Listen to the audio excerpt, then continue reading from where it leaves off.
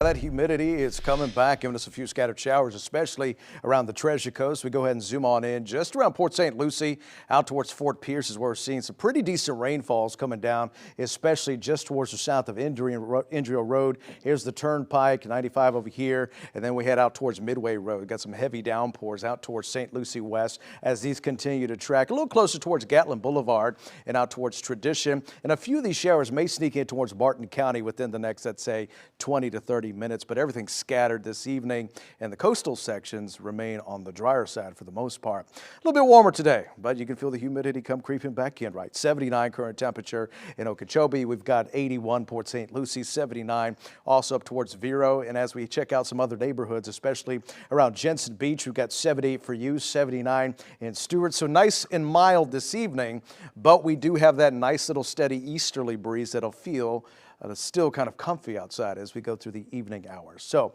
got a little bit of rain chance in the forecast through this early evening. Temperatures tonight, because of the moisture and the wind, just down to about 70 degrees. But the weekend, it's so close, and lots of events happening this weekend. What does the weather look like? We'll take a look at that in the increasing heat coming up. Philly?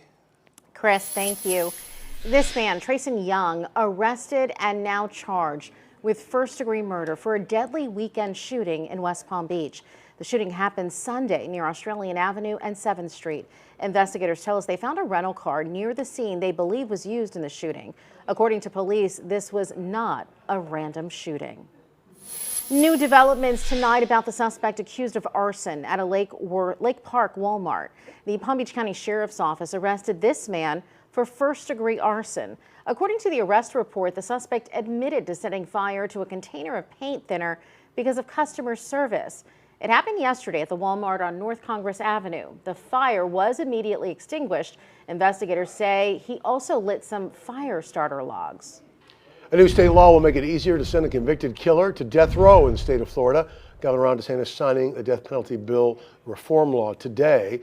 The bill was filed after a jury voted 9-3 to spare the life of Parkland school shooter Nicholas Cruz, instead of recommending he be sentenced to life in prison by a vote of 9-3. Under the law, it reduces the number of jurors needed to administer capital punishment to recommend it from all 12 jurors to a supermajority of 8 jurors. The governor says once the defendant in a capital case is found guilty unanimously by jury, one juror should not be able to veto a death sentence. Well, just before 5 a.m., an emergency alert test was sent to phones all over the state by mistake. The Florida Division of Emergency Management is now apologizing.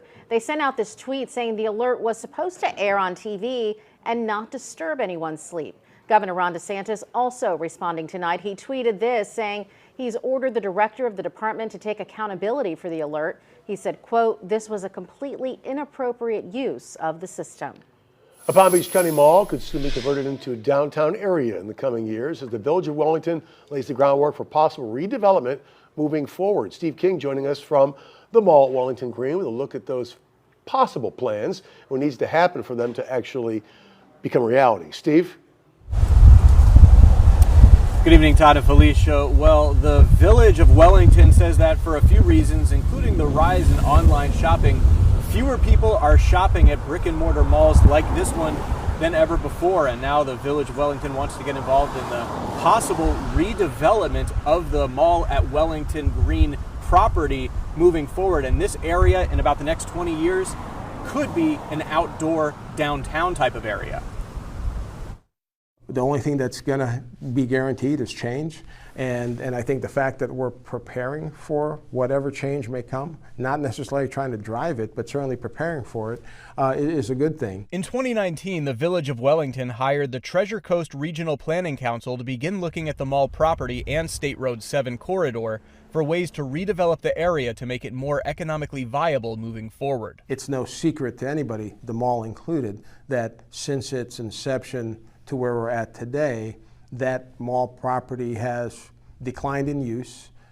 It's not the mall it was when it opened. And while the village intends to also guide redevelopment of the area next to State Road 7, it's the 97-acre space inside Ring Road where the mall and parking lots are located, which has much of the focus. You could fit downtown Delray, you could fit Abacoa, you could fit Rosemary Place.